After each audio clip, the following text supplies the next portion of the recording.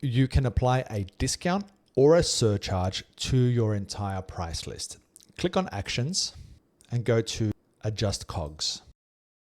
Here, you can either apply a discount. For example, let's apply a 10% discount to this entire list. I'm going to hit -10.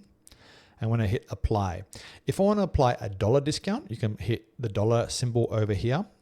I'm going to hit apply at the moment.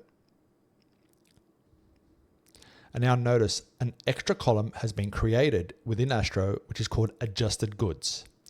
The discount can be seen in adjusted goods, and the total cost is considering the adjusted goods column. You'll also notice that this notification appears here. You can also add a surcharge using the same method. Let's go to adjusted goods. Let's revert it to the original.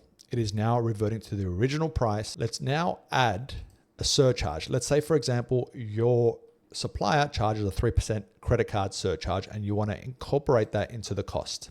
You can just go over here and say 3.